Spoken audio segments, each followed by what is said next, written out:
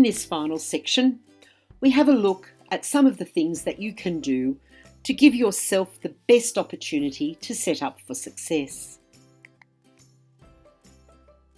The People and Culture team would strongly recommend some of these possibilities to really move your thinking forward in the higher level space. Firstly, the HA and LEAD comparison tool that I referred to earlier in the presentation is a great opportunity to map your current practice against the highly accomplished and LEAD standard descriptors and come to a very clear decision as to where your practice sits. If you haven't done so already, we would also recommend our Getting Started workshops. This is a workshop where you can engage with your peers, and our presenter of that workshop, Nadine Kennedy, alongside the People and Culture team, will provide you with some insights into tips and tricks to get you started on your accreditation journey. There are the two tools that are available to you as part of your preparation for this process. The first is NESA's preliminary assessment, the $65 one that I spoke of earlier. And that one is actually an assessment that you complete online, and a senior member of the NESA staff, who is very familiar with the higher levels process, actually rates your answers and provides feedback. If you want something a little shorter and at no cost, you could try AITSL's Teacher Self-Assessment tool. This is an online tool that is computer rated and provides you with a computer-generated feedback against the standards. It's probably not quite as detailed as NESA's, but if you're after a ballpark idea, it's very useful. And with both of the tools, it's absolutely imperative that your answers to the questions are as honest as you can make them, because that will give you your best understanding of where your practice sits in alignment with the standards. If you'd like to, you might prepare one artefact or one evidence set along with an annotation and send it off to the People and Culture team for a little bit of consideration. Maybe you did a Getting Started workshop a long time ago, or perhaps fairly recently, but either way, you might consider the Higher Levels Boot Camp. This is a boot camp concept run by Nadine Kennedy, where Nadine works through a process of looking at the standards at each career stage and helps you by the end of that boot camp to have clearly mapped the direction for all of your evidence and annotations. The other thing that's really good about this boot camp is that you have the opportunity, and in fact are more than encouraged, to bring along evidence sets for review and critique. At that boot camp, we are hoping that some of our teachers in Sydney Catholic schools who are currently accredited at Highly Accomplished or LEAD will be able to assist you by providing some support. And of course, as always, if you have any questions, contacting PCU for support is always a possibility.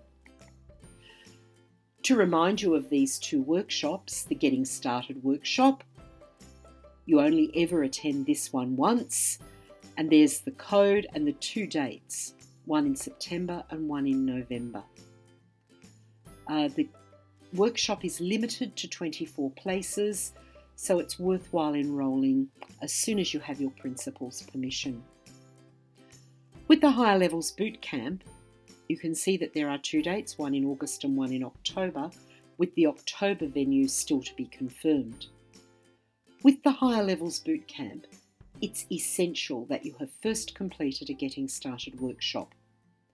If you enrol in a boot camp without completing a Getting Started workshop, your enrolment will be dropped, because the focus in this workshop is very, very different to the Getting Started one. So we ask that only people who've completed Getting Started enrol in the boot camp.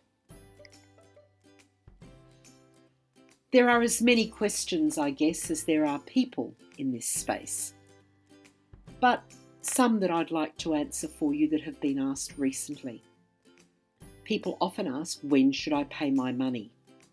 And as I have stated in one of the other sections, You don't need to pay that money straight up front. Rather, you're wise to start working on your submission to determine whether this is really something you want to pursue before making the investment. The point at which you must pay your money is where you require access to the ETAMS portal, either to book an external observation or to allocate your referees, or perhaps when you've finished all of your evidence sets and you wish to upload them into your submission. Another frequently asked question: how long do I have to complete the process? NESA currently allows 3 years from the date of payment of the fee. However, if there were a mitigating circumstance whereby you needed to ask for an extension, NESA would be fine with that, or they have been certainly in the past. Perhaps a better question though is the third one, and that is, how long will it take for me to complete this process? Realistically, it requires fairly consistent work. It's a process that you can chip away at. And NESA's recommendation for that is approximately 18 months.